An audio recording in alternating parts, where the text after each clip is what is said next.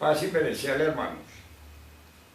Perdónenme la presentación así, sentado, porque de pies no me da la salud para permanecer con ustedes un ratico.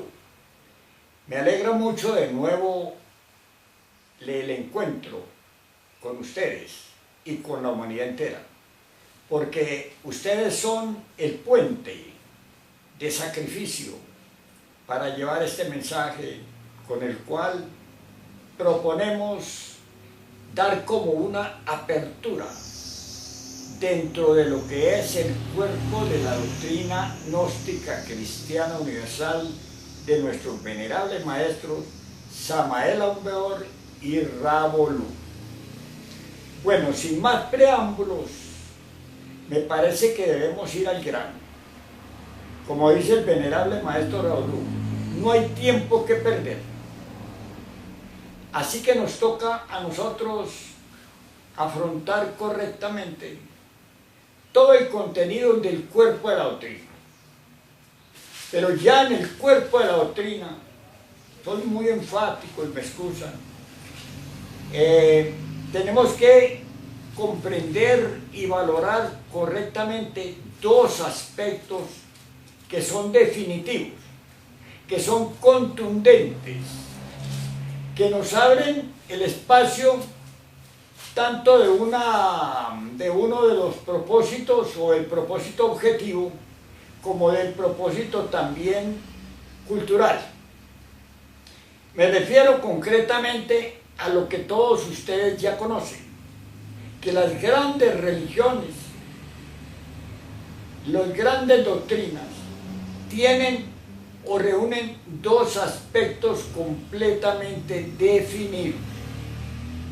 Y vamos es con la revalorización de los principios esotéricos gnósticos, no con algo nuevo ni algo diferente, no, dentro del cuerpo de la doctrina. Y esos dos principios, esas dos alas, esas dos áreas del conocimiento, son: el uno es lo iniciático, ¿no? Lo iniciático, lo que conduce a la autorrealización íntima del ser; lo esotérico, lo interno, lo que el venerable maestro Samael Aun Weor llama, digamos, la carne de la doctrina, la carne de la doctrina. En ese campo es el propuesto en la doctrina, porque de ese campo se desprende el otro, donde está nuestra gran confusión. Empezamos pues a revalorizar. El otro es la cultura, la esperanza para la humanidad.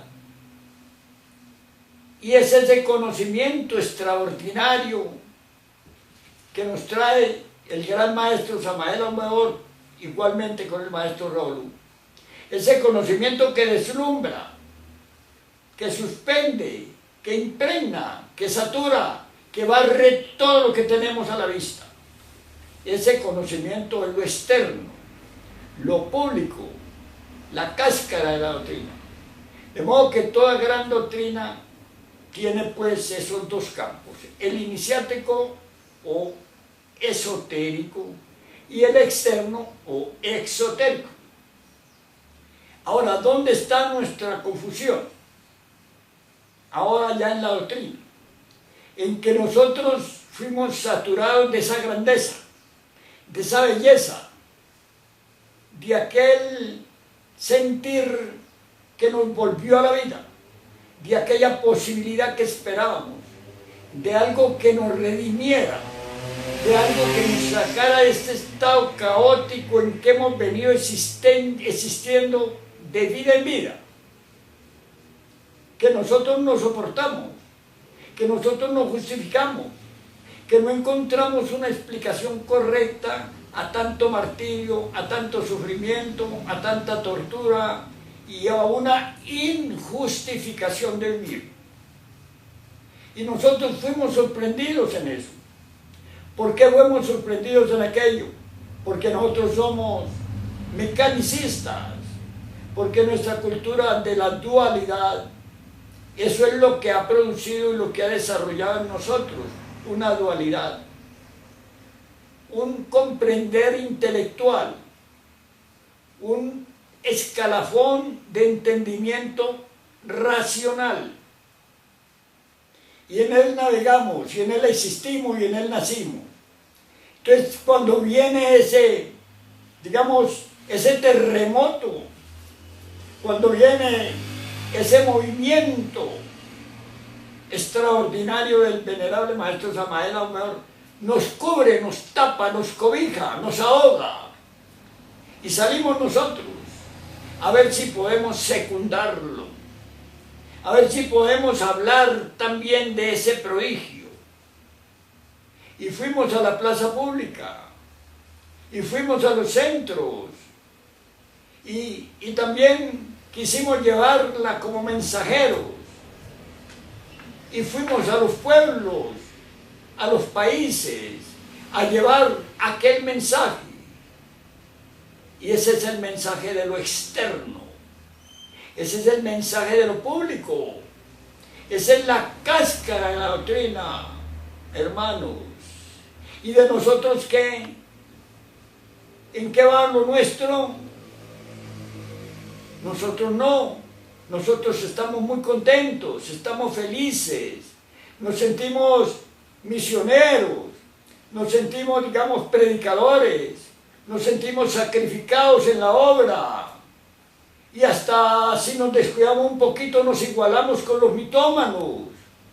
Estamos ahí a las puertas de ese terreno. Hermanos, yo me lleno de entusiasmo cuando les digo esto, que esto comprenderlo es absolutamente necesario, porque no damos fruto. Ese es el problema sintético, no damos fruto. ¿Por qué no damos fruto? Porque no fuimos con lo externo. Por eso, simplemente. ¿Y eso es de la doctrina? Sí, es de la doctrina, pero es lo público de la doctrina. Ustedes, pues, hermanos, comedidamente les ruego que acepten estos términos para poder que concretemos y no perdamos tiempo en relación a lo iniciático. Hay que hacer el bien a la humanidad, lo estamos haciendo. Hay que llevarle el mensaje a la humanidad, lo estamos llevando. Pero no ese es el propósito primero, el propósito sustancial de la doctrina como tabla de salvación para una humanidad que naufraga, que se hunde, que está sacrificada y condenada al abismo y al abismo. Vamos pues nosotros a revalorizar. Vamos a ver que la doctrina, que el cuerpo de la doctrina es todo aquello, pero que la doctrina en sí concretamente propone es que aquí surge el hombre, y que surja aquí el Hijo del Hombre. ¿Me entienden, hermanos? ¿Qué tan diferente es la cosa? Vamos a mirar retrospectivamente algo que nos trae, pues, una situación muy clara. Si uno mira, digamos, el Buda, la época del Buda, de Gautama, de Sakyamuni, el príncipe Gautama, Sakyamuni, era un príncipe del reinado de los Sakyamuni, allá en la lejana tierra, en la lejana India. Era un reinado. Sí, el reinado tenía su rey y tenía sus dominaciones. Era un reinado inmenso, eran los Sakyamuni. Y este Gautama era un príncipe de allá. Y claro, en sus dominaciones había de todo, no como estos reyes de ahora, no, había de todo. Había pues, digamos, los harenes, había los castillos, había los festejos, había las dignidades. Pensemos en hace 3000 años, 2000 años, pensemos en ese tiempo, era muy distinto, ¿verdad? Y sin embargo, este príncipe vivía pues como príncipe, como el hijo del rey, y tenía sus guías, sus chaperones, tenía su gente que lo conducía y lo enseñaba. Y un día cualquiera, ya grande, uno de los que lo guiaba, de los que lo orientaba, lo sacó de la frontera, de los límites de su reino, y lo llevó a la calle, y lo llevó pues por las ciudades, Y él, admirando todo, porque él no conocía de lo de afuera, vio que venía un pordiosero a preguntarle, a pedirle que le diera una limosna, un harapiento, un desechable, como decimos, y venía a pedirle una limosna. Y él no entendía, nunca había visto eso ni sabía que tal cosa existiese. Y le pregunta pues a su compañero, al que lo guiaba a su guía, que qué era eso. Y él ya le dice, pues este es un hombre pobre, un harapiento, un hambriento de la calle, un pordiosero. ¿Y es humano?, le pregunta. Claro, como tú o como yo, pero él vive en la indigencia, en la pobreza, en la miseria. Pero ¿cómo es eso?, dice Gautama. Y lo impactó tanto que él terminó pues su gira y volvió allá a sus dominios. Y resolvió que no era posible que hubiese también congéneres, que hubiese hermanos, que hubiese humanidades que sufrieran, y él con tanta riqueza. En síntesis, él renuncia, él se retira, él se va de allá de los dominios de los Sakya y se va a la calle y se va también a predicar y a enseñar una igualdad, a buscar por qué no son iguales los hombres, y da su doctrina. Pero ¿qué es lo que yo quiero resaltar con esto? Él era un príncipe y se quitó el hombre viejo, se desvistió de los trapos, se desvistió de los trapos intelectuales, emocionales, motores, instintivos, sexuales de su vida, y se fue ¿a qué? Se fue a enseñar y a predicar igualmente, de cuerpo a cuerpo, de cara a cara, de pueblo a pueblo. Renunció, ¿verdad? Renunció. Eso hizo el Buda. Ustedes pueden verlo en las historias. El Buda, este Buda extraordinario. Y después nos trae la doctrina de la aniquilación budista. Bueno, miren ustedes qué grandeza. Si uno ve, por ejemplo, más acá, uno estudia casi todos estos profetas. Casi todos ellos renunciaron a su vida. Casi todos renunciaron a sus niveles y vinieron a entregar la doctrina. Veamos, por ejemplo, el Cristo.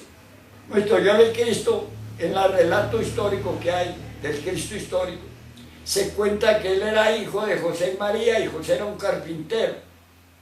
Y ellos tuvieron que huir de allá porque Herodes los perseguía para matarlos. Que eran pobres. Y ya Jesús, predicando, se encuentra con Pedro y con otros de los hermanos que estaban con él como pescadores, y les dice que qué hacían. Y ellos dijeron que pescaban para subsistir, eran pescadores. Y también les dice que lo sigan a él, que él los hará pescadores de hombres. Y abandonan todo y se van con él y siguen sus pasos y siguen su doctrina, con sus mujeres, con lo que tenían, se fueron. Ya no siguieron pescando para vender o para comerciar o para quitar el hambre a otro, sino que se fueron a aprender la doctrina para pescar hombres. Se entregaron a la doctrina, en otras palabras. Y si uno ve en las escrituras sagradas el nacimiento de San Juan, uno ve cómo San Juan también, antes del bautismo del Cristo, él allá en el Jordán andaba vestido con un traje que eran como pieles de animales. Andaba en sus sandalias, andaba también y comía, me parece que comía nueces o frutos y miel. Había abandonado todo, había abandonado el hombre viejo, es lo que quiero decir. Y si uno viene aquí, uno veamos por ejemplo a Francisco de Asís. Francisco de Asís es un ejemplo palpable en todo. Cómo en medio de ese estado tan grave en que vivía, porque él vivía en un medio peligrosísimo, que era el medio de la riqueza y el medio de la Iglesia católica, apostólica y romana, en plena época de la Inquisición. Y cómo él renuncia a las riquezas de sus padres, que eran grandes comerciantes, y se va y de alguna manera se organiza al lado de la mística y se arriba pues a la iglesia católica y empieza a funcionar ahí, pero él se va a una caseta, a un kiosco, se retira. ¿Qué es lo que quiero decir? Abandonó las riquezas, abandonó el traje viejo, abandonó pues ese modo de vivir, no se fue a predicar, abandonó la cosa. No le estoy diciendo a ustedes que lo abandonen, no, estoy contándoles cómo se dio aquello. Si nosotros miramos, a mí que me tocó conocer al venerable maestro Raulú, y si puedo ver yo, que se puede ver en las series que hay de fotos del maestro Samael, como el maestro Samael de él se sabe muy poquito, como en un principio él abandona a su familia, abandona los estudios, perdón, se va a las calles, se va a los campos, cuentan que por las calles en Bogotá, él solitario caminando gritaba: ¿quién soy yo? ¿Quién soy yo? ¿Quién soy yo? Clamaba por encontrarse, solo, caminante, de pueblo en pueblo, como él mismo lo relata. Ustedes quieren tener la mejor biografía del venerable maestro Samael, a lo mejor la tienen en la mano, hermano. Ese es el libro Las Tres Montañas. Ya no hay que escribir más del maestro Samael. Ahí están las tres montañas. Él ahí cuenta cómo anduvo de pueblo en pueblo, de lugar en lugar. Cómo pues él también abandonó su casa, su hogar, sus estudios, y se dedicó a esa obra. ¿A cuál obra? A realizar la doctrina gnóstica cristiana universal en él. Y lo logró y lo consiguió. Y como el maestro Raulú, allá en esa montaña de la Sierra Nevada de Santa Marta, que había recorrido por esas tierras del Tolima y que después había ido a esas tierras, digamos, de la Guajira, y por último se ubicó ahí en la Sierra Nevada de Santa Marta, en una montaña. Ahí estaba con su esposa y con sus hijos y su familia, como en unas tierritas ahí, unas parcelas, a ver cómo conseguía la subsistencia.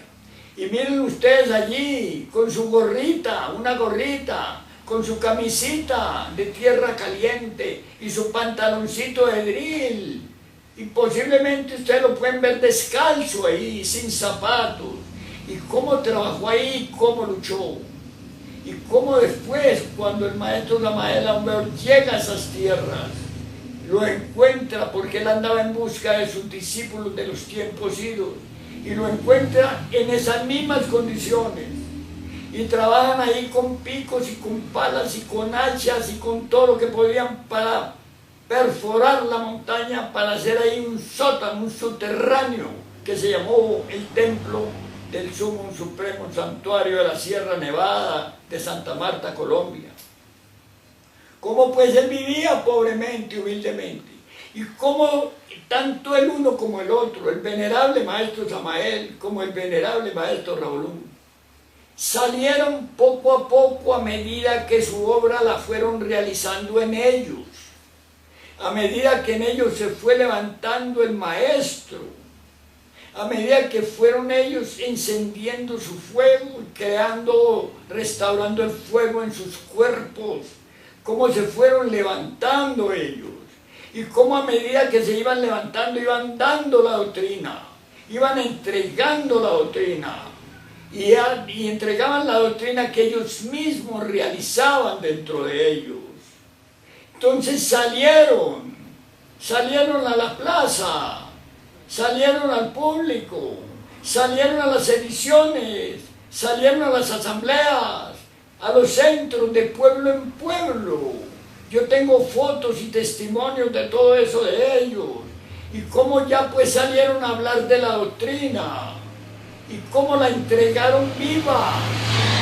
Ya, entonces posteriormente los vemos nosotros como señores y reyes en los grandes congresos. Miren al maestro Samael Aumbeor, ese rey imponderable en el Congreso de Guadalajara, allá en 1976, O miren el venerable maestro Ravolú, el campesino aquel, el que cogía café y araba la tierra con su pico y con su pala para mantener su familia. Ahora un señor y rey en el Congreso de Sevilla, España, o en el Congreso de allí mismo, en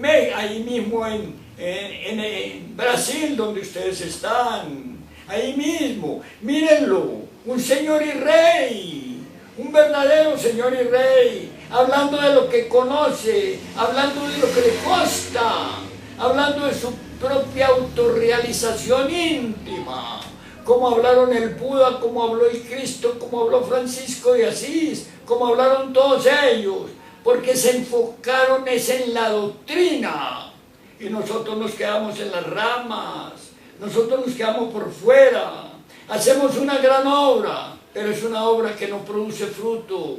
Nosotros no hemos dado fruto, hermanos, y es porque nos hemos encauzado mal, porque primero yo debo trabajar en mí fuertemente, y entonces nos toca revalorizar los principios esotéricos gnósticos, y mire qué tan confundidos estamos.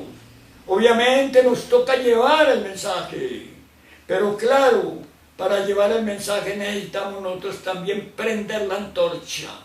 Y para prender la antorcha necesitamos marchar en ese cuerpo de la doctrina gnóstica cristiana universal de nuestros grandes maestros. Nos toca marchar en esa palanca extraordinaria que se nos dio, en la palanca de los 3 factores de la revolución de la conciencia, porque nosotros no hemos comprendido aquello, porque nosotros lo tomamos así, a una forma de verlo intelectualmente, de verlo emocionalmente, de verlo que nosotros queremos, digamos, con todo el corazón, secundar a los maestros, pero no, como el maestro Ravolú nos dice, ustedes hablan de lo que no conocen, ustedes predican de lo que no conocen, ustedes pues son unos, digamos, unos que van y llevan un mensaje de repetición de que existen esos esplendores. ¿Y qué hace un mitómano? Vamos a vernos, vamos a mirarnos en el espejo de un mitómano, vamos a tomarlo por espejo. Un mitómano, pues, es un fabuloso, un tipo que está desviado en sus delirios, es un elemento de la fascinación, es un elemento que él se cree que él es, pero no es. Y como tal, al llamarse, cae en la mitomanía, que es un paredón sin cimientos que con cualquier movimiento se va a tierra. Y nosotros estamos ahí muy cerquita de ellos, porque nosotros tenemos la gracia de que no nos llamamos porque no somos. Nos ha favorecido el cielo de guardarnos de aquello. Pero honestamente nosotros estamos ahí cerquitica predicando lo que no sabemos, hablando de lo que no sabemos, hablando de lo que nos consta. Entonces es la hora, y la hora muy crítica, en que debemos revalorizar los principios esotéricos gnósticos, porque nosotros estamos entregados de buen corazón, nosotros estamos entregados con todos nuestros saberes a la causa de llevar el mensaje a la humanidad. Pero para llevar el mensaje correctamente tenemos que empezar a realizarlo en cada uno de nosotros. Porque si no estamos hablando de lo del otro, el mitómano se monta en la obra de otro y dice que él es, que de alguna manera él es, y dice y predica de la obra de los grandes héroes, de los grandes reyes, de los príncipes. Mírenlos ustedes. Nosotros estamos también predicando una belleza y una doctrina, pero no estamos haciendo la obra. Y la obra propone que nosotros, primero que todo, busquemos el camino de la autorrealización íntima para poder hablar de ella. Y este es pues mi punto de vista, mi punto de partida, porque es un momento crítico de la humanidad. Estamos en el fin de la humanidad, se toca el estado del fin de la humanidad. Por todas partes hay lamentaciones, guerras, dolores, sufrimiento. Hay de todo lo que tiene que afectar a la humanidad, como la muerte de la tierra, como la muerte de la humanidad. Está a la vista. Se puede demostrar científicamente que estamos en el fin de la humanidad, pero nosotros estamos luchando por llevarle el mensaje a la humanidad, pero no hacemos nada, no hemos realizado nada. Y esto es lo triste, esto es lo doloroso, porque la doctrina gnóstica cristiana universal que realizaron nuestros venerables maestros propone que nosotros realicemos también la doctrina y después la prediquemos, o mejor dicho, al tiempo que la vamos realizando, vamos predicando de ella. Y no es así, nos hemos sacrificado, vamos a meditar y eso no nos da resultado. Vamos nosotros a salir en astral y eso no nos da resultado. Vamos nosotros a conectarnos con los dioses y eso no nos da resultado. Vamos nosotros a ver cómo nos desviamos en la elementoterapia, cómo nos desviamos en la psicología, nos desviamos en la antropología, nos volvimos nosotros unos grandes predicadores, nos volvimos nosotros sacerdotes, nos volvimos nosotros pues obispos y ahora también hasta avataras, hasta gerentes generales del gnosticismo universal. Amigos, yo estoy invitando a la gente de buen corazón, pero no quiere decir eso que no hay que llevar el mensaje. Entiendas esto correctamente. Hay que llevar el mensaje, pero el mensaje se tiene que llevar de una fuente que uno mismo esté viviendo, que uno mismo esté alimentando, porque de lo contrario, en el escalafonamiento del desarrollo de las octavas, en el escalafonamiento de la selección, esta es la primera, la espiritual, está rigurosamente regida por la selección. Entonces nosotros nos quedamos, nosotros somos descartados. Ya vimos en el video anterior que yo tuve pues la oportunidad de enviar a ustedes y al mundo, como si no se da la nota, uno lo descartan, uno no califica. Y si nos descartan y no califican, ¿qué es lo que estamos haciendo, hermanos? ¿Qué es lo que estamos haciendo? Si nosotros buscamos en nuestra transformación, nosotros buscamos nuestro cambio interior. Hermanos, ustedes me sabrán perdonar que yo sea tan enfático en esto. Y vamos pues vamos a tocar la cosa, vamos a tomarla de un punto de partida en cuanto a la doctrina en sí. Ustedes me lo permiten, ¿verdad? Yo siempre tomo como un ejemplo para poder encontrar las cosas, el entendimiento, para que haya un despertar un poquito mejor de nuestra condición. Porque el propósito es despertar conciencia, porque se trata de la revolución de la conciencia. Y el cuerpo de doctrina nos trae para ese despertar de la conciencia los 3 factores de la revolución de la conciencia.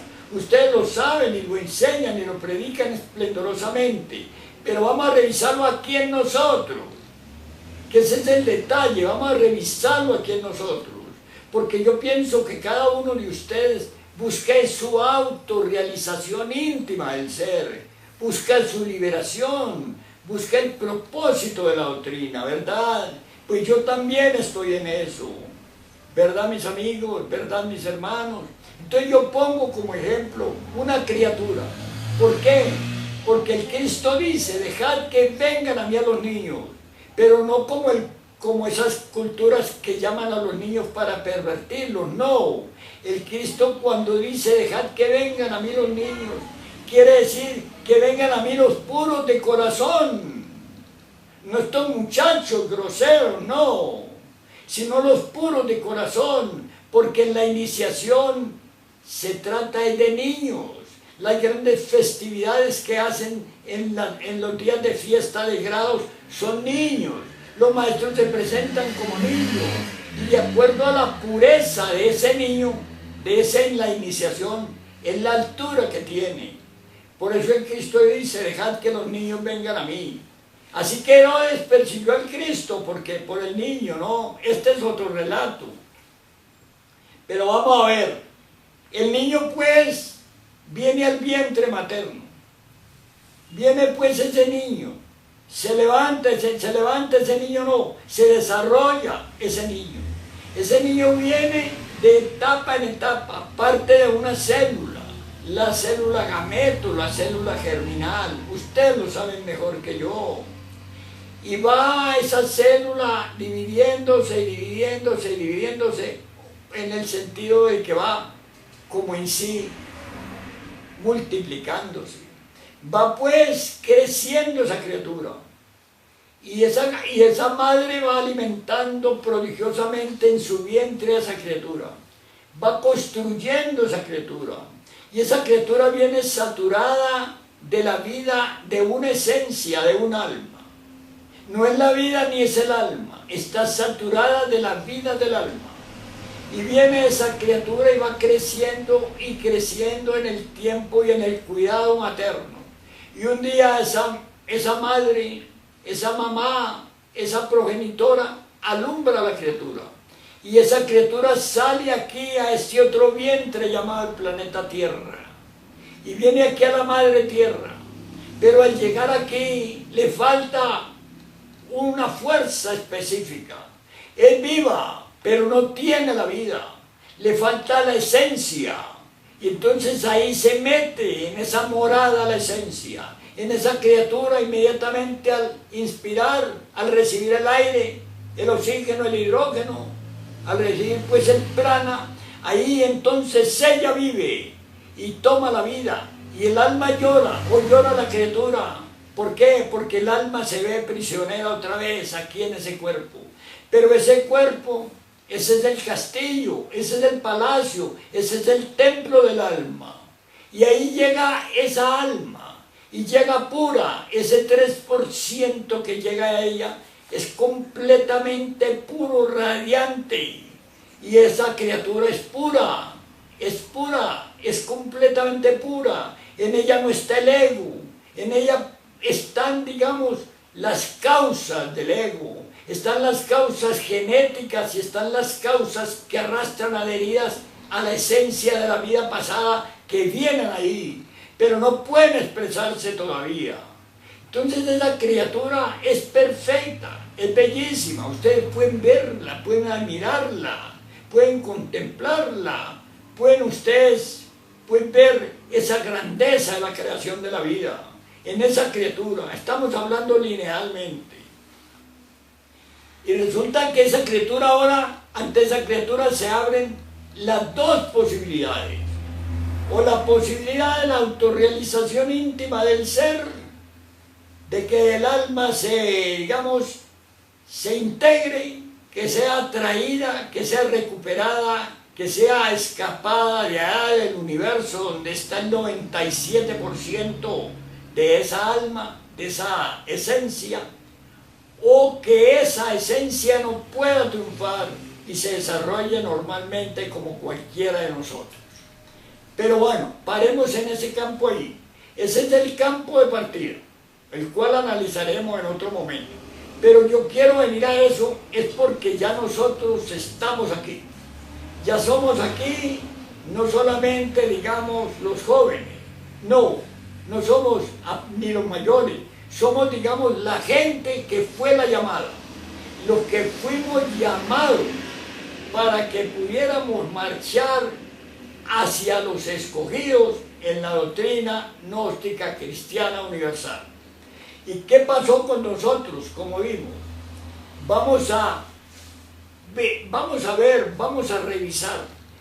revisar en primera instancia los alimentos con que se nutre el cuerpo. Estamos hablando de la doctrina gnóstica, no estamos agregando ni quitando, estamos hablando de los temas de la doctrina gnóstica, pero no estamos hablando de los temas solamente, estamos analizando juiciosamente qué pasa con nosotros. Porque el objetivo de nosotros en primera instancia es prender fuego. Y si no prendemos fuego con los 3 factores de la revolución de la conciencia, obviamente seremos descartados. Ahora vamos a ver. A nosotros nos habla el venerable maestro Samael Aun Weor en la digestión de las impresiones, un tema fabuloso que todos ustedes enseñan y conocen, pero vamos a tomarlo más de cerca, vamos a tomarlo, digamos, a escudriñarlo, a ver dónde está la cosa, y vamos a repetir. El organismo requiere un alimento, y ese primer alimento que demanda el organismo viene pues y se vuelve el bolo en la masticación de nosotros. Y el bolo pasa pues por el sistema transformativo digestivo y llega al estómago. Y en el estómago es sometido pues a todos los procesos gástricos que van a extraer lo nutricional de ese alimento.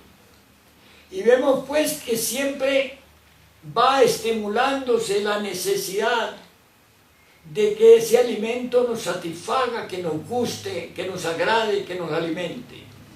Y ese alimento va a ser pues digerido. ¿Y qué es lo que va a ser digerido? Vamos a sacar las proteínas, las vitaminas, los nutrientes de ese alimento y vamos pues así a un último instante a mandarlos al torrente sanguíneo, y el torrente sanguíneo lo va a repartir por todos los órganos y por todas las partes del cuerpo. Este tema lo conocen ustedes de sobra, simplemente lo estoy poniendo como referencia. Pero miren qué pasó ahí. Yo cogí una manzana porque me apeteció, porque me agradó, porque quería una manzana. Sentía la necesidad de comerme esa manzana. Y desde que la llevo, y desde que la cojo, y desde que la mastico, desde que la someto a la salivación y la someto a todo ese proceso digestivo, hasta que la llevo al estómago. Todo es un proceso. Y llega al estómago y ahí pues se somete a esa otra selección matemática y exacta nutricional, digestiva. ¿Y qué pasa con lo que no es digestivo? Lo boto, lo arrojo, lo expulso de mí. ¿Por qué lo boto y lo expulso? Porque eso no sirve, porque eso no da nota. O sea que ahí hay una selección, ¿verdad? Y eso pasa en la doctrina gnóstica.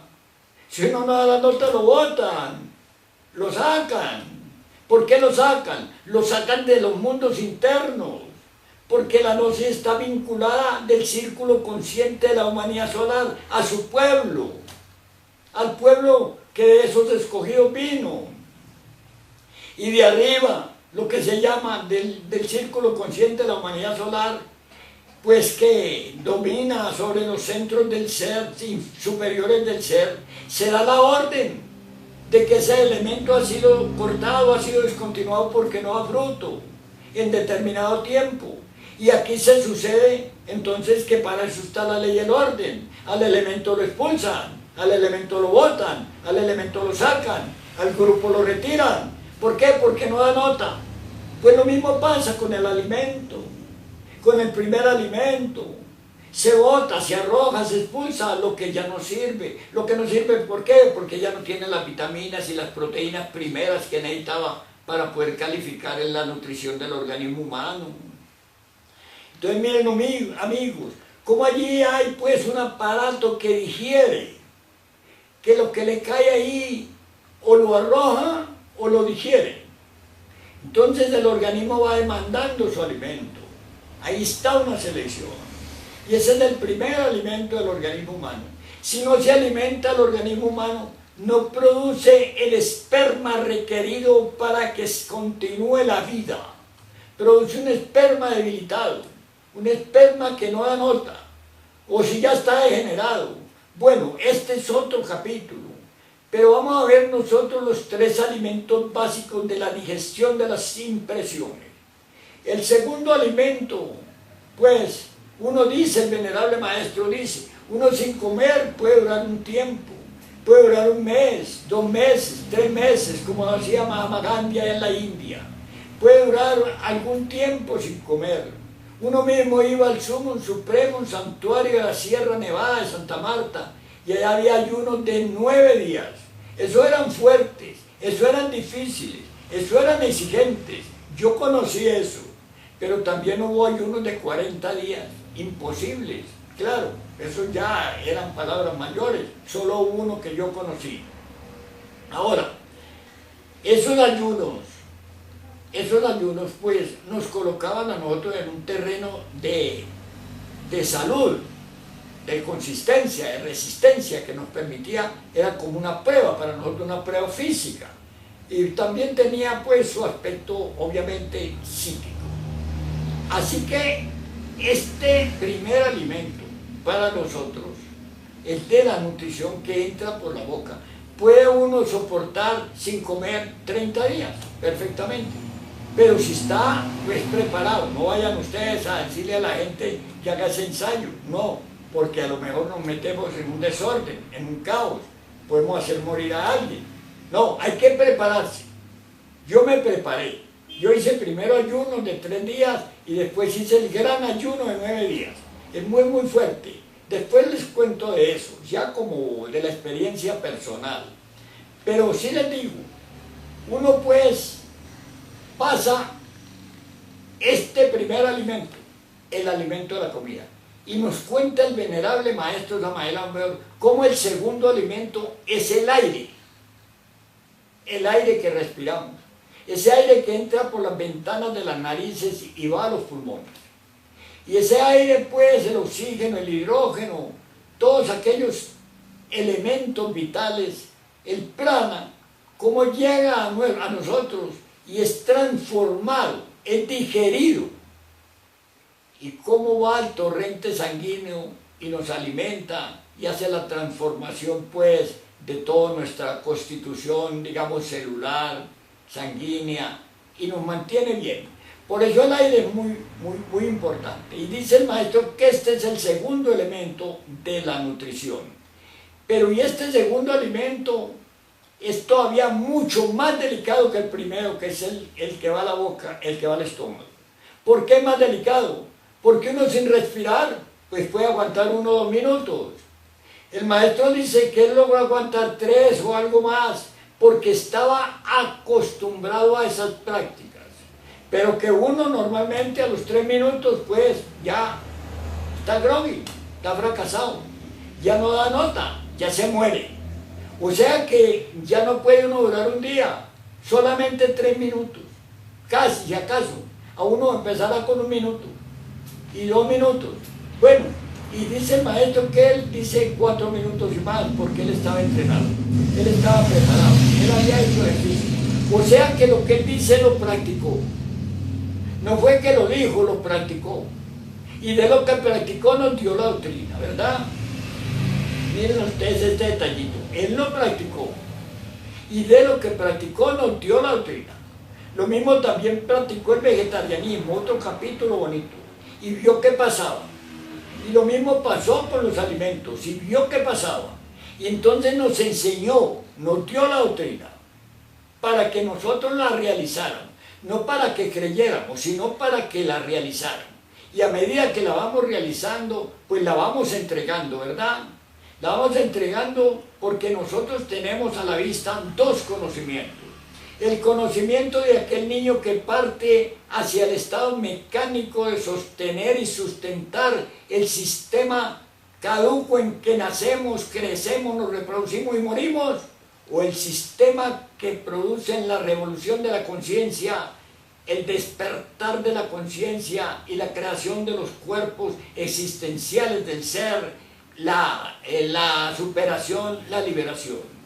Bueno, pero no nos distraigamos aunque esté el tema. Total que ese segundo alimento es mucho más importante que el primero. Y miren ustedes que viven en las ciudades, cómo está esto de contaminado. Yo me enfermé de muerte en Guayaquil, Ecuador, y me vine a Colombia, y me puse todavía más grave en Medellín, Colombia. ¿Por qué? Por la contaminación. Adquirí un efisema pulmonar en los 2 pulmones. Hoy estoy pagando ese atrevimiento, ese descuido. Así que, bueno, mis amigos, esto del aire, esto del prana, es muy importante, muy importante. Y el gnóstico tiene que mirar dónde se ubica, porque el cuerpo es el vehículo precioso donde tiene que desarrollarse el hombre y el Hijo del Hombre. Y si el cuerpo no da la nota, si no sirve, si se acaba como este cuerpo mío, ya no funciona, ya no da, ya no da. Y lo que puede dar, lo da de una calidad desteñida, desmejorada, debilitada y enferma. Amigos, los estoy invitando a la reflexión. Pero hay otro alimento, nos dice el venerable Maestro Samael, y ese alimento es el de las impresiones. Y nos dice que ese alimento de las impresiones es el más necesario para poder vivir. Él nos dice que no podemos pasar ni un segundo sin impresiones, ni un segundo, porque entonces el organismo, la máquina orgánica no anda, no camina, no funciona, se atrofia, se ahoga, se muere. Y nos dice que cómo es esto tan grave de las impresiones.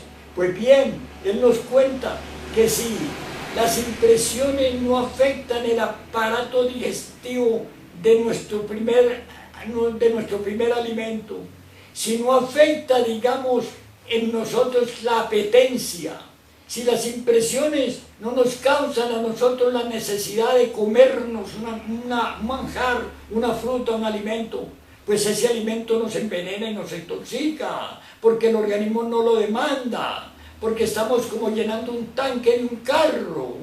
Entonces, si nosotros no recibimos las impresiones, no se da el sistema gástrico, no se da el sistema que extrae las vitaminas, las proteínas, los nutrientes de los alimentos, y no va entonces al torrente sanguíneo.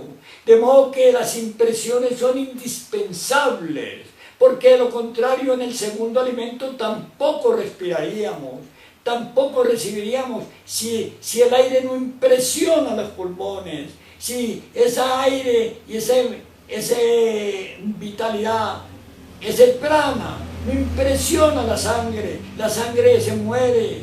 Amigos, entonces nos muestra él cómo las impresiones son imprescindibles. Pero nos habla algo más delicado de las impresiones, que es donde quiero llegar. Nos dice él, como ustedes lo pueden verificar, que todo lo que llega al organismo humano es una impresión. Son impresiones, sean eventos, sean acontecimientos, sean hechos. Todo nos llega en forma de impresiones, y que el alimento, la comida, el primer alimento, tiene un órgano que es el aparato digestivo intestinal, que digiere el alimento, que extrae lo vital y expulsa lo que no sirve. ¿Cómo nos enseña eso?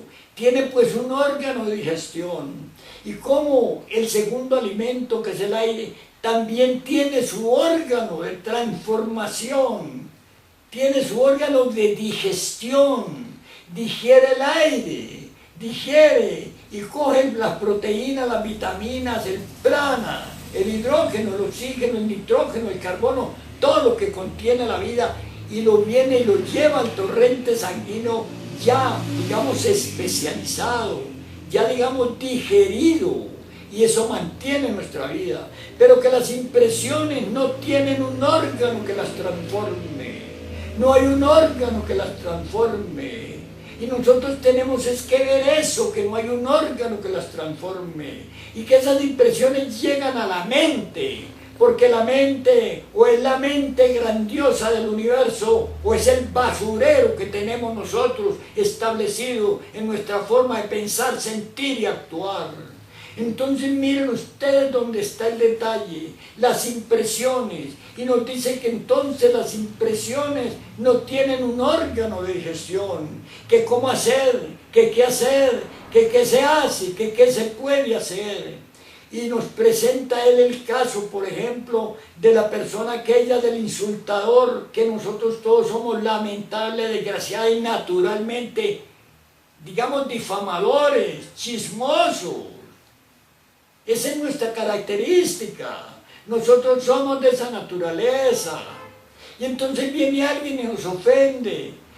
Y esa ofensa llega a la mente.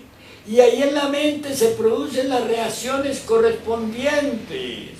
Y de esa impresión y de esa reacción de la mente nacen yoes, nacen nuevos yoes. Un insultador nos insulta y nosotros le insultamos. Una mujer hermosa nos atrae en el caso del hombre y obviamente nosotros le marchamos. ¿Le marchamos a qué? Nos impactó, nos impresionó, aquello llegó a la mente, aquella belleza, aquel manjar, aquella dulzura, aquella ternura, aquella maternal mujer nos impresiona y llega eso a la mente. Y la mente no tiene el vehículo para transformar esa impresión, entonces se la devora. Entonces, ¿qué es lo que hizo? Creó nuevos yoes y alimentó los yoes de la legión que traemos de existencia y de existencia y que a la fecha tenemos. Esto es muy importante, mis amigos. Y si viene uno digamos, de la ira, de la codicia, de la lujuria, de la envidia, nosotros tenemos las 7 legiones en nuestra constitución y en nuestra cultura. Y esas son las que se alimentan con las impresiones, porque no hay un órgano de transformación, mis amigos. ¿Y cuál sería pues la solución? Viene el maestro y nos da la gran solución. Nos dice él, bueno, la única manera de transformar las impresiones para que no lleguen a la mente, para que no estemos creando más yoes a cada instante, a cada momento, es que le antepongamos a la esencia, a la conciencia, que se la pongamos de frente al ego para que no llegue a la mente como le parece o como le costumbre, sino que se la anteponemos. Y entonces la esencia, la conciencia coloca cada cosa en su lugar y digiere la cosa. Y digiere la cosa. Vamos a poner un ejemplo muy clásico. Una mujer hermosa. Yo la veo. Una mujer hermosa. Yo lo digo como hombre, ¿no? Entonces a mí me impresiona esa belleza. A mí me atrae. ¿Por qué? Por cuestiones de polaridades, por cuestiones de desgaste, por cuestiones de lujuria. Me atrae esa mujer. Me atrae. Es mi medida, es mi peso, ¿no? Es lo que me falta en mi química, ¿verdad? Y esa mujer me domina, ¿cierto? Me va a dominar. Es bellísima. Es mi estatura, es mi medida. Y digo yo, pero qué belleza. Y si la dejo entrar, se me vuelve una legión y me alimenta la gran legión. Pero yo en este conocimiento, ¿qué hago? Le pongo a la conciencia, le pongo a mi Madre Divina, le pongo a la esencia. Y entonces mi Madre Divina, mi esencia, hace un análisis y dice, sí, muy hermosa, muy natural. Eso es de su naturaleza, ser bella, ser atractiva, ser impactante. Sí, pero vamos a verla con el tiempo, qué pasa con ella. Si es que yo la quiero para mí, ¿qué pasa con ella? Y entonces empieza la conciencia a mostrarme la más vieja, mayor, a mostrarme la coja, a mostrarme la tuerta, a mostrarme la despeinada, a mostrarme la envejecida, a mostrármela como un cadáver. Y digo, no, yo no la quiero. O sea que la conciencia digiere la impresión. Y entonces en lugar de alimentar el ego, viene en mí una fortaleza. Porque todas aquellas entidades que querían penetrar en mí fueron decapitadas por mi Madre Divina con la sola análisis que ella hace de la impresión, y esas chispas virginales de la conciencia atrapadas ahí vienen a engrosar mi centro de gravedad consciente. Amigos, entonces esto de las impresiones es muy delicado, porque nosotros estamos recibiendo impresiones segundo a segundo, no paramos de recibir impresiones, y es aquí donde empieza nuestro tema. Vamos a establecer en nosotros el sentido de la autoobservación psicológica. Y de esto hablaremos ya más correctamente continuando el tema en el próximo capítulo. Porque no quiero fatigarles, no quiero agotarles, no quiero pues en esta identidad con el despertar de la conciencia, digamos, en esta revolución de la conciencia. Yo quiero enfatizar que eso no lo estamos haciendo, que nosotros seguimos siendo los mismos de siempre.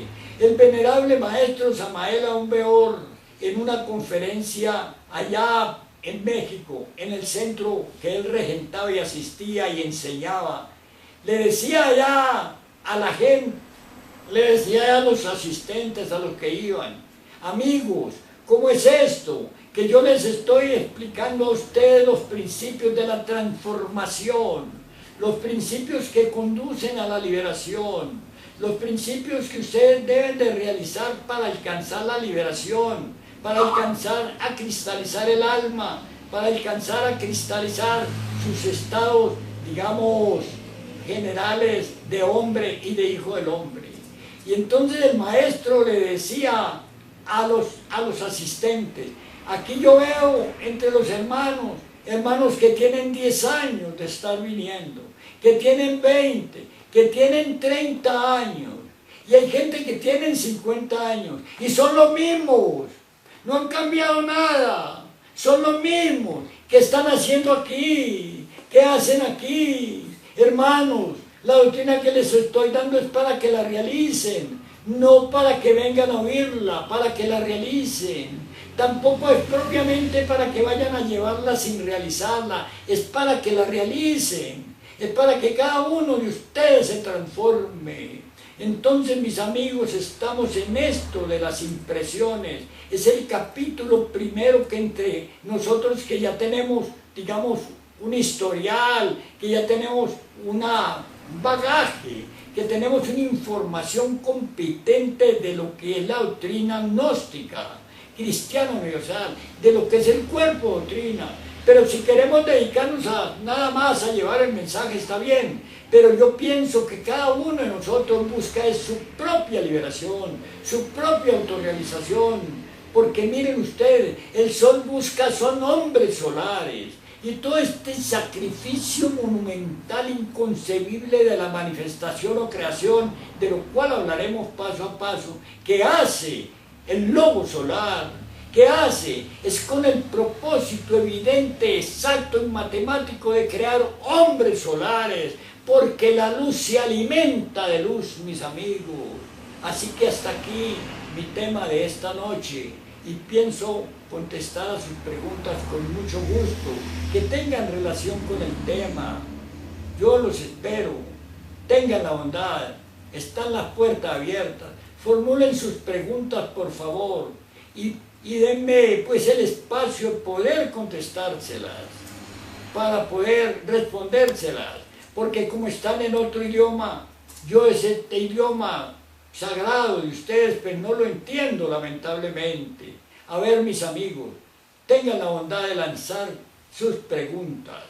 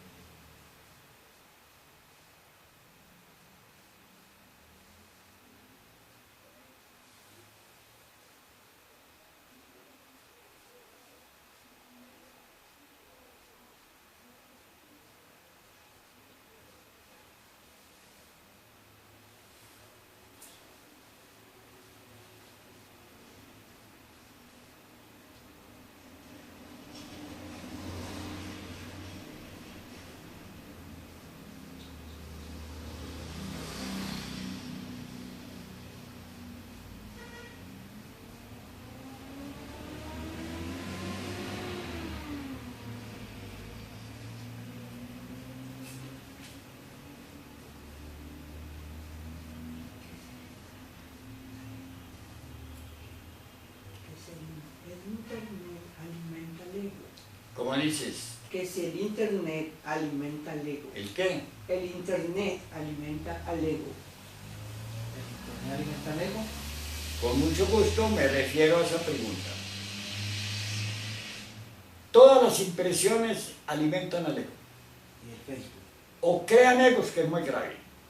Muy grave. Pero nosotros estamos en este medio. No podemos irnos a la montaña. El medio donde nos encontramos hay que aprovecharlo al máximo. sin identificarnos con las cosas. Más adelante vamos a ver aquello de la autoobservación psicológica, qué es lo que es, y aquello pues de la recordación de sí mismos. Y vamos a ver nosotros ahí un estudio muy completo. De modo que el ego es todo lo que produzca impresiones, es el ego. Pero si nosotros lo canalizamos a través de la conciencia, pues lo desdoblamos, lo convertimos en algo que sea útil, en algo que sirva. Otra pregunta.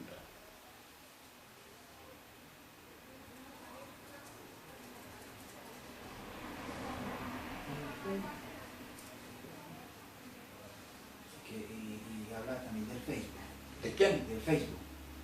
Habla Facebook. del Facebook. Facebook.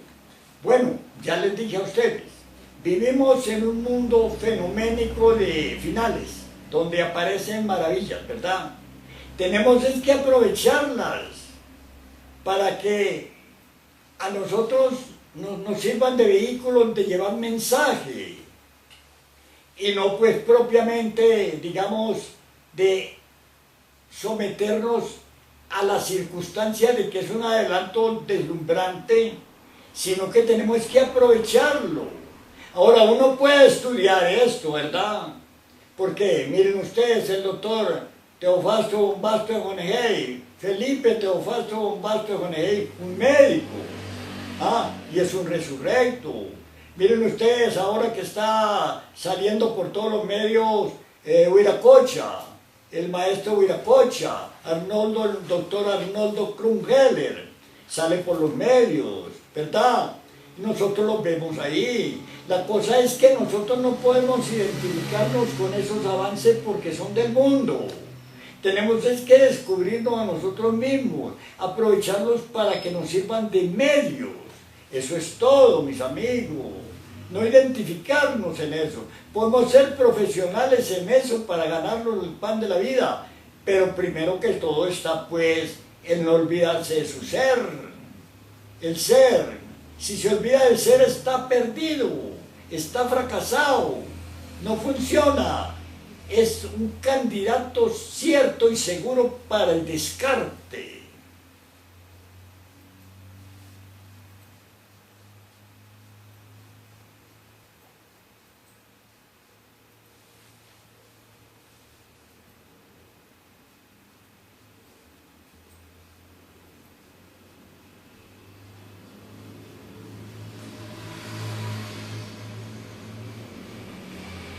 El efecto psicológico que nosotros tenemos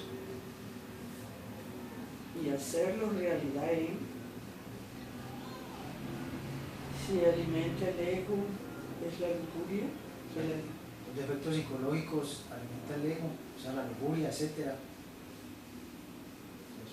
¿Cómo es la pregunta, por favor?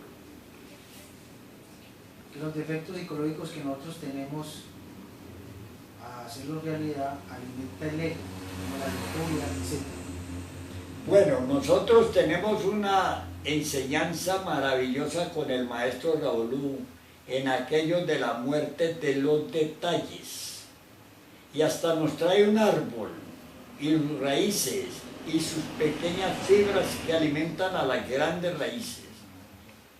Y ahí nos enseña él una didáctica correcta de cómo eliminar los defectos, los detalles para que no alimenten a los grandes defectos. Los grandes defectos de nosotros son la estructura que tenemos establecida. Y la estructura que tenemos establecida son la ira, la codicia, la lujuria, la envidia, el orgullo, la pereza, la gula, el egoísmo, el separativismo, tantísimas legiones que tenemos establecidas en nuestro hombre actual. Y si queremos cambiar el hombre actual, pues eso es lo que estamos estudiando.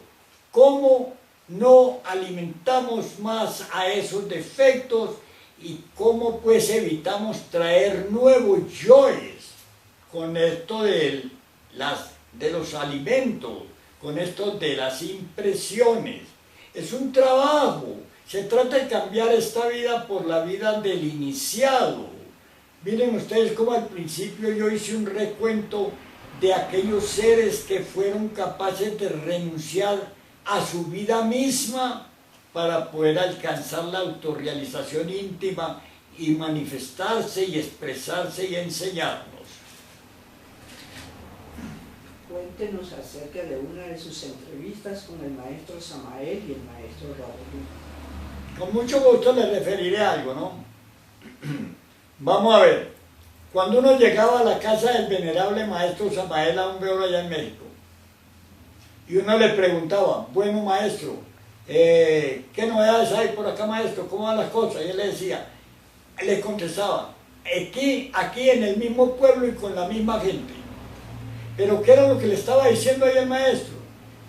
Pues le estaba diciendo que nosotros somos los mismos de todas las existencias, que no cambiamos, que venimos de existencia en existencia sin cambiar. Entonces esa es la misma gente y en el mismo pueblo. Bueno, con el venerable maestro pudimos grabar allá una pieza maravillosa, de la cual también hablaremos en el cuerpo de la doctrina, que se llama, digamos, la creación del sistema solar y el sol psicológico. Y allí nos lo describió de una manera, pues como objetiva, como tangible, cómo es aquello. Y cómo pues nos dijo algo muy grave, muy grave. Voy a narrárselos. Bueno, esta pregunta es muy oportuna. Resulta que él allí, en ese tema, y en otros que se trató, que había mucha gente, de pronto, así, él no hablaba, todo lo que hablaba era sabiduría. Si uno cogía una grabadora y después la escuchaba, veía que él iba con un objetivo. Y entonces allí nos decía de una manera pues como asombrosa, bueno hermanos, el problema que estoy viendo en toda la hermandad gnóstica es que se están demorando mucho para prender el fuego. Es que pasan los años y los años y los años y ustedes no prenden el fuego. Y que si no prenden el fuego pues no hay transformaciones. Y entonces nos decía él, ¿y saben por qué los hermanos no prenden el fuego? Y nos decía, bueno, el caso es que hay que refinar el sacramento de la Iglesia de Roma. Y ese refinar el sacramento de la Iglesia de Roma es el matrimonio.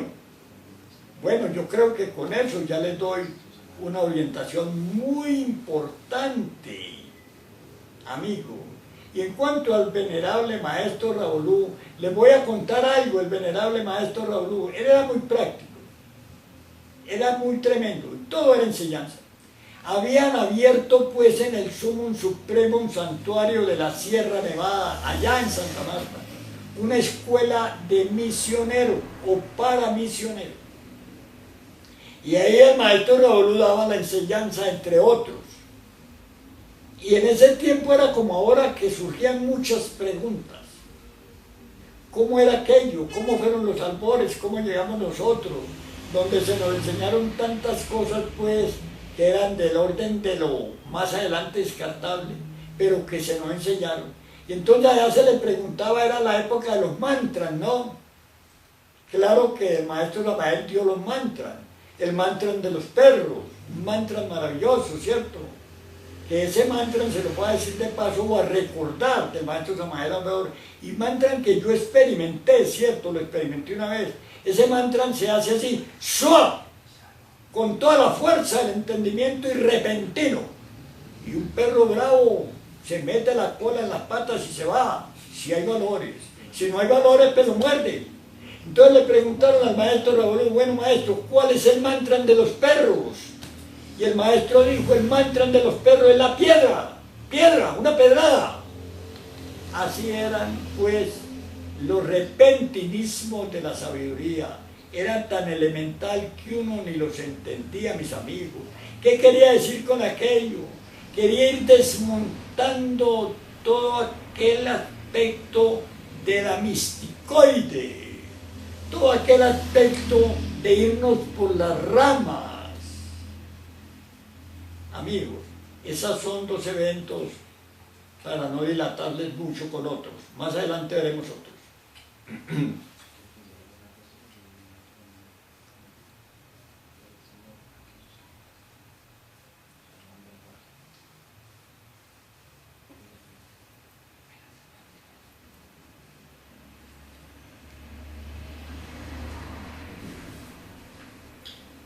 Aquí una pregunta que dice, los apóstoles del maestro Samael viven allí, pero el Señor, aquellos que no traicionó.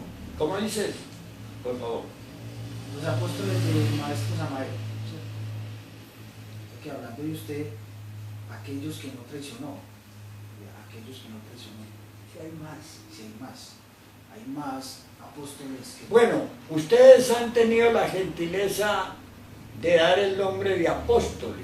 Honradamente vamos a clarificar un poco ese término para no montárnoslo al hombro, para no tomarlo de bandera, no, porque a mí me han llamado ustedes con todo el cariño, con todo el entendimiento, con todo pues su mejor aprecio. Pero vamos a ver el término apóstol. ¿Un apóstol qué es? Es alguien que se dedica a una causa. A ver por qué no es al marxismo. Y ustedes saben que el marxismo es el colmo del materialismo, ¿cierto? Cuya Biblia, entre otras cosas, es justamente esa obra de Lenin y Marx. Esa es la Biblia del marxismo, del materialismo. Esos son apóstoles. ¿Apóstoles de qué? Del materialismo. Un hombre que se dedica a la medicina. Puede ser que no cure a nadie y mate a muchos, pero se dedica.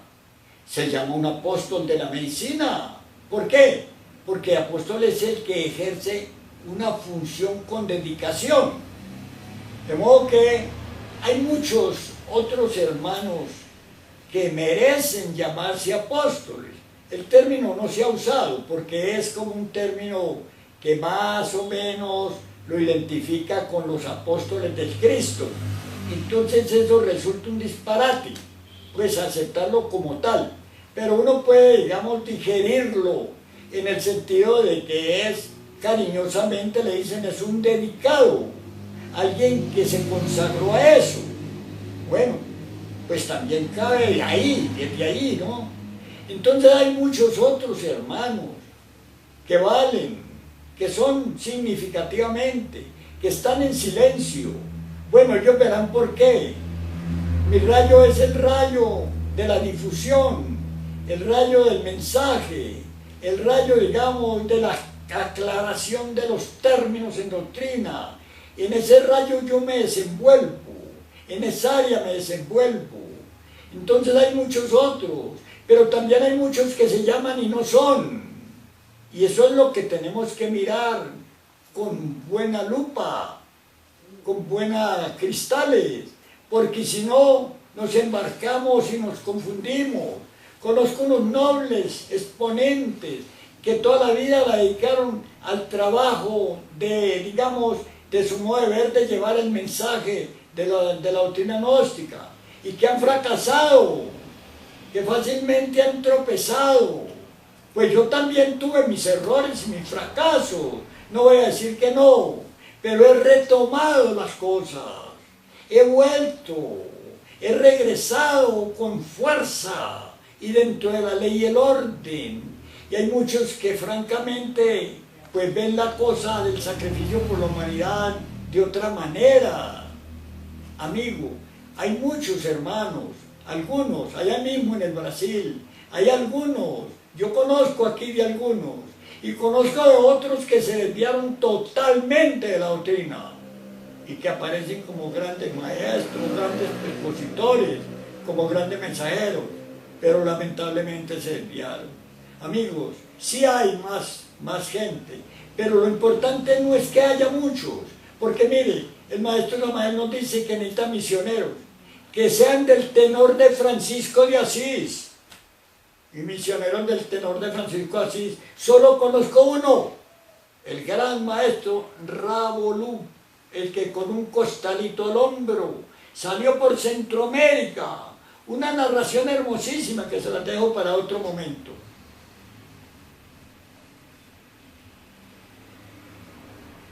Bueno, como quiera que no hay muchas preguntas, si a ustedes les parece, daremos por cerrado esta noche la entrevista. Y bien puedan preparen sus preguntas en relación a los temas, porque estamos en la revalorización de los principios esotéricos gnósticos dentro del cuerpo de la doctrina, entre nosotros mismos. Lo vamos a ver y a veces pues nos picará un poquito, pero no es sino que definamos. O nos vamos por la parte exotérica, lo público, o es que nos vamos por lo iniciático, por lo interno. Hay otra pregunta. Otra pregunta, tenga la bondad. Quiero saber sobre ecólogos. Hercólogos.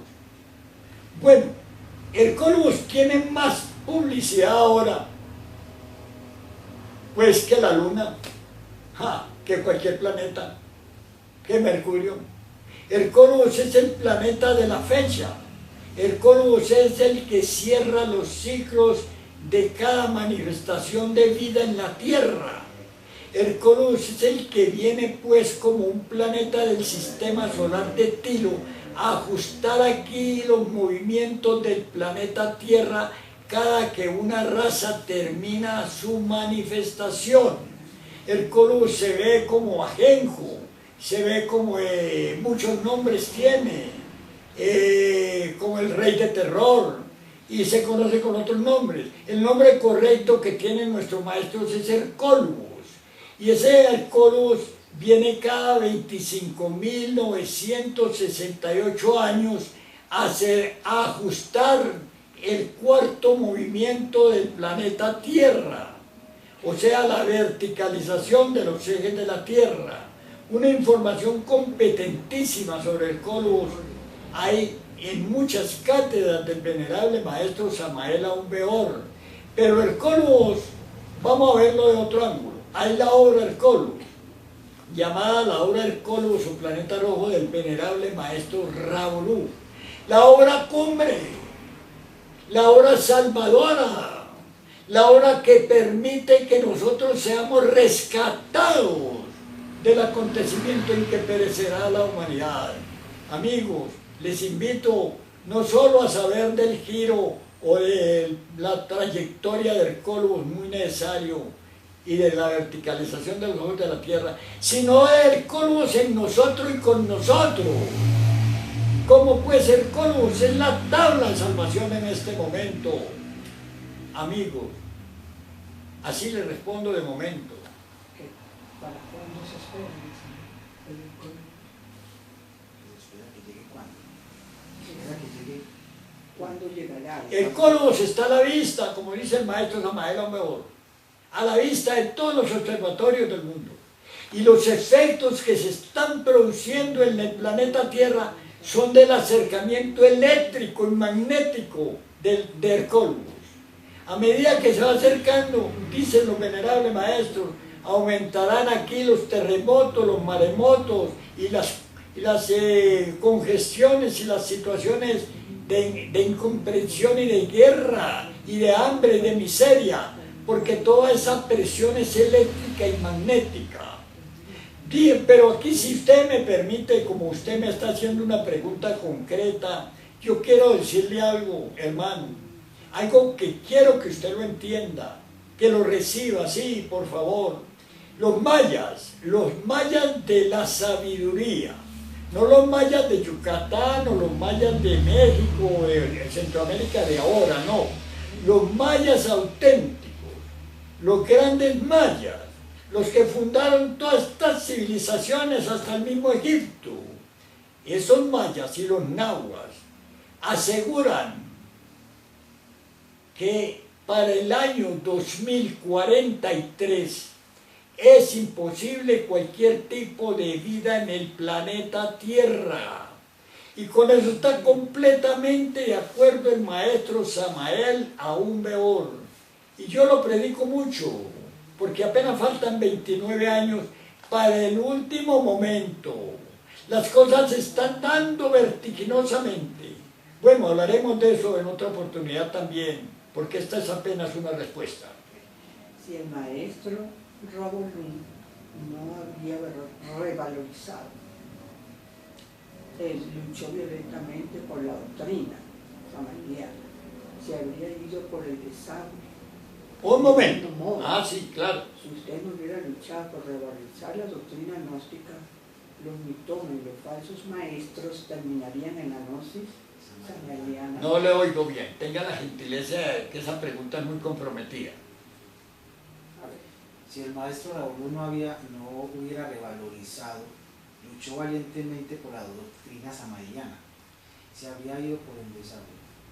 Del mismo modo, si usted no hubiera luchado por revalorizar la doctrina gnóstica, los mitómanos y los falsos maestros terminarían en la gnosis samaeliana.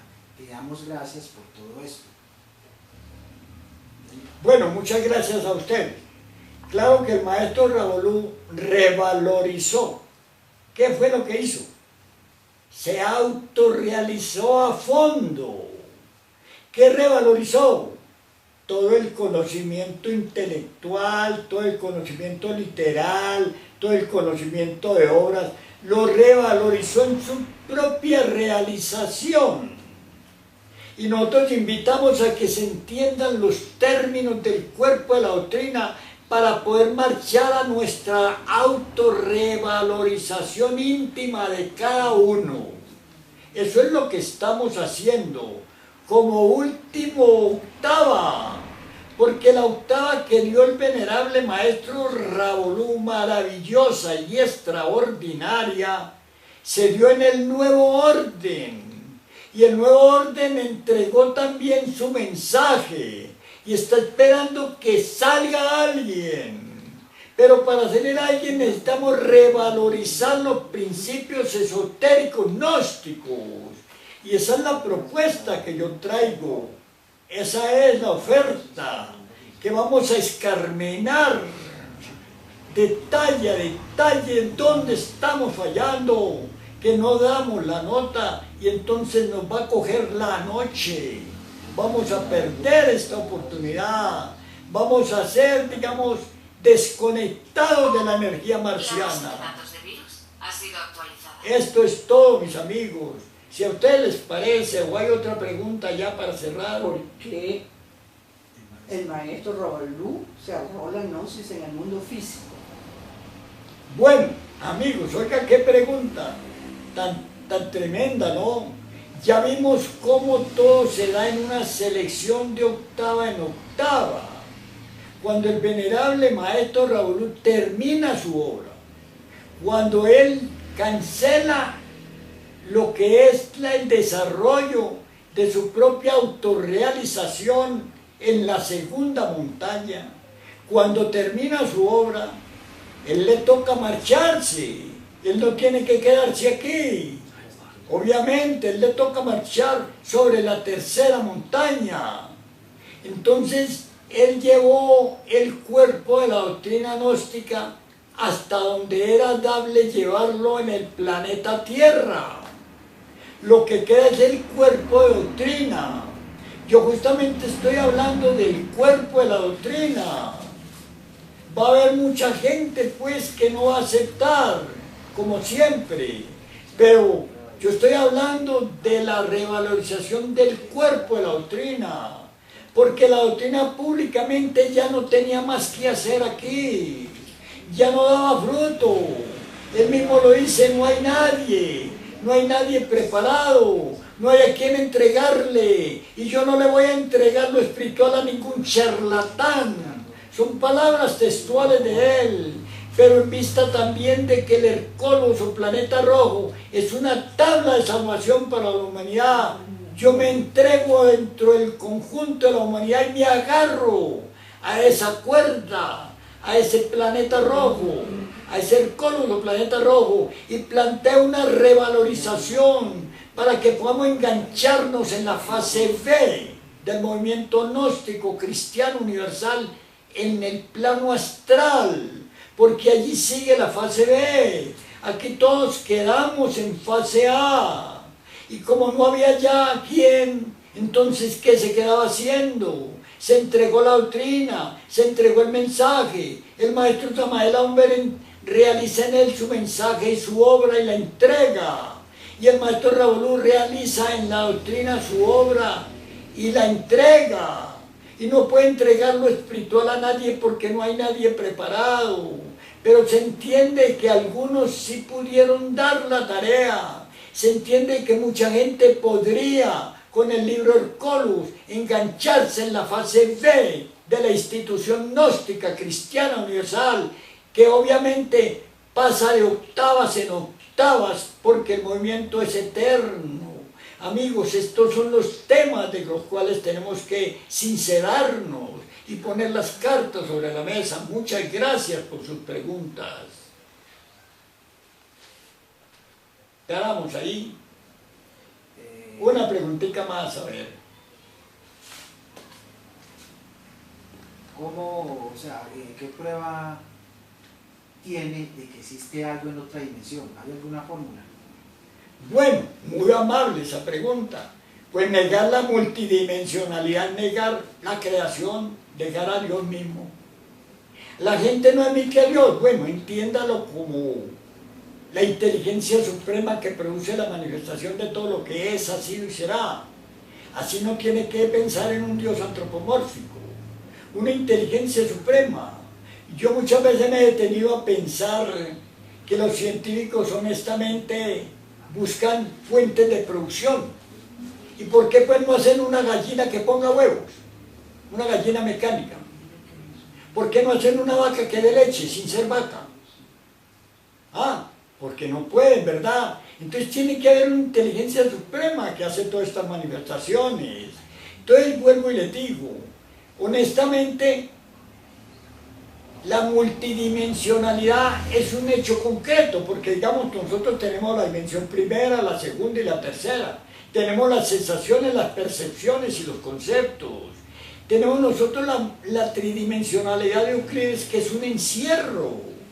Porque miren ustedes, ¿de dónde cayó la humanidad cuando cayó? Cayó del Edén, de donde no había el problema, donde el ego no marchaba. ¿Cayó a dónde? A la tercera dimensión. Aquí nos encontramos en la tercera dimensión.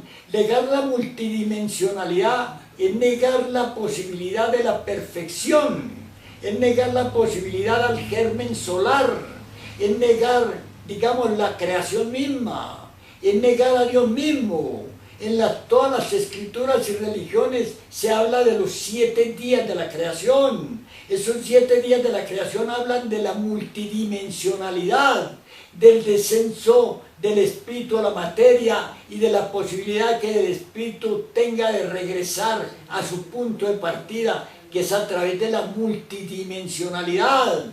Cuando uno, por ejemplo, puede moverse en un cuerpo astral, se mueve en otras dimensiones, se mueve en la eternidad, donde va uno cuando muere, cuando sueña. Esa es la quinta dimensión, esa es la eternidad. Pasa por la cuarta, vivimos también en la cuarta, y pasa a la sexta y pasa a la séptima. Amigo, esto de negar la multidimensionalidad me huele pues a mí a puro ateísmo materialista, a puro escepticismo, a pura ignorancia del conocimiento esotérico. Bueno, mis amigos, creo que con esta damos por cerrado en el día de hoy, para continuar con el auxilio de ustedes el próximo sábado a la misma hora y por el mismo canal, como se dice, con la venia de ustedes, con el auxilio de ustedes. Mis amigos, paz inverencial.